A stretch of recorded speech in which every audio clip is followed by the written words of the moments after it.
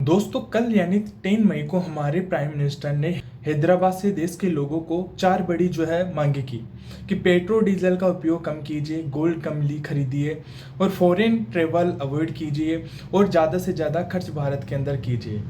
अब साथियों ये चार बातें सुनने में बहुत सिंपल लगती है, लेकिन अगर आप इन्हें ध्यान में देखोगे तो एक बहुत बड़ा डर इनके पीछे छुपा हुआ हमें दिखाई देता है। सरकार ने शायद अब ये समझ लिया है कि जो करंट ग्लोबल सिचुएशन चल रही है वो जल्दी नॉर्मल नहीं होने वाली है और इसी वजह से अब देशों को पहले से तैयारी करवाने की कोशिश की जा रही है। लेकिन सबसे बड़ा सवाल ये है कि क्या इंडिया में फिर से लॉकडाउन जैसी स्थिति आ सकती है, क्या हमारी करेंसीज खतरे में है और आखिर क्यों प्रधानमंत्री को सीधे जनता से ऐसी अपील करनी पड़ी। तो नमस्कार दोस्तों, स्वागत है आपका हमारे चैनल पे। आपने भी चैनल को सब्सक्राइब नहीं किया जाके सब्सक्राइब कीजिए, टेलीग्राम को ज्वाइन कीजिए। तो आज की इस वीडियो से हम यही समझेंगे कि पूरा रिसर्च डेटा और लॉजिक के साथ में दोस्तों सबसे पहले हमें ये समझना होगा कि आखिर दुनिया में चल क्या रहा है। आपको याद होगा कि 20 फरवरी को अमेरिका ने ईरान पर अटैक किया था और आज 11 मई है, यानी इस वार को शुरू हुए लगभग 72 डेज से ज्यादा हो चुके हैं। शुरुआत में अमेरिका ने कहा था कि वार इज अंडर कंट्रोल, लेकिन रियलिटी कुछ और ही है। अभी भी मिसाइल अटैक्स जारी है, गल्फ रीजन में तनाव लगातार बना हुआ है और सबसे बड़ा मुद्दा है कि स्टेट ऑफ हार्मोन्स यही से दुनिया का सबसे बड़ा ऑयल सप्लाई इससे गुजरता है और इंडिया का लगभग 40% ऑयल इसी रूट से आता है। हाल ही में खबर आई है कि कुछ इंडियन शिप्स पर भी हमला हुआ है और 2 भारतीय मरीनर्स घायल हो चुके हैं। अब सोचिए, अगर दुनिया का सबसे महत्वपूर्ण ऑयल रूट के अनस्टेबल हो जाए तो उसका पूरी दुनिया पर असर क्या पड़ेगा, और वही हो रहा है अभी। अब बात करें ऑयल क्राइसिस एक्सप्लेन की, तो अभी प्रधानमंत्री ने साफ कहा है कि पेट्रोल डीजल का इस्तेमाल कम करना शुरू कर दीजिए।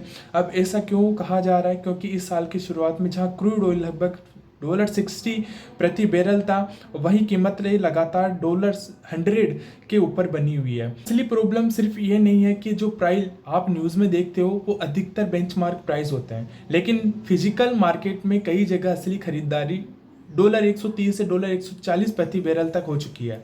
ऊपर से इंश्योरेंस कंपनी भी उसी रीजन से आने वाले जहाजों को इंश्योरेंस देने से बच रही है। इस वजह से हजारों टैंकर्स देरी का सामना कर रहे हैं। अब दोस्तों ऑयल सिर्फ डीजल पेट्रोल तक सीमित नहीं है। ऑयल महंगा होगा मतलब ट्रांसपोर्ट महंगा होगा, एयरलाइंस महंगी होगी, फर्टिलाइजर महंगे होंगे, प्लास्टिक महंगा होगा, पेंट महंगा और लॉजिस्टिक्स महंगी होगी, यानी आपकी रोजमर्रा की जिंदगी महंगी होने वाली है। और यही वजह है कि प्रधानमंत्री ने लोगों को कहा वर्क फ्रॉम होम कीजिए, कम यात्रा कीजिए और फ्यूल बचाइए। अब बात करें गोल्ड बाइंग रोकने की अपील क्यों कही। अब अगर ऑयल की समस्या आती है तो फिर सरकार ने गोल्ड मत खरीदो क्यों कहा। इसका जवाब छुपा हुआ है एक शब्द से, ट्रेड डिफेक्ट। अब इसे बहुत आसान भाषा में समझते हैं। मान लीजिए कोई देश बाहर से $100 बिलियन का सामान खरीदता है लेकिन बेचता सिर्फ $50 बिलियन का ही है, तो इसका मतलब क्या हुआ? वो देश ज्यादा पैसा बाहर भेज रहा है। इसे कहते हैं ट्रेड डिफेक्ट। और इंडिया भी इसी स्थिति में है। बहुत ज्यादा इंपोर्ट करते हैं crude oil, gold, fertiliser, vegetable oil, लेकिन एक्सपोर्ट उतना ही नहीं बढ़ रहा है। अब रुपीस कमजोर क्यों हो रहा है? अब जब इंडिया बाहर से सामान खरीदता है तो हमें डॉलर चाहिए होता है। डॉलर खरीदने के लिए क्या करना पड़ता है? रुपया बेचना पड़ता है। अब जितना रुपया बिकेगा उतना ही हमें रुपया कमजोर होता जाएगा। इसी वजह से इंडिया रुपये लगातार प्रेशर में। एक समय डॉलर 85 रुपये के आसपास था, अब 95 रुपये के करीब पहुंच चुका है। और इसका सबसे बड़ा जो कारण है वो मैसिव ट्रेड इफेक्ट है। अब बात करें इंडिया का सबसे बड़ा इम्पोर्ट बिल। अब सवाल यह है कि इंडिया इतना ज्यादा इंपोर्ट आखिर क्यों करता है? इसके सबसे बड़े कारण है क्रूड ऑयल। इंडिया अपनी लगभग 90% ऑयल रिक्वायरमेंट बाहर से पूरी करता है। देश हर दिन लगभग 55 लाख बैरल ऑयल इस्तेमाल करता है और इन बड़ी कीमतों की वजह से भारत हर महीने अरबों डॉलर अतिरिक्त खर्च करने पड़ते हैं।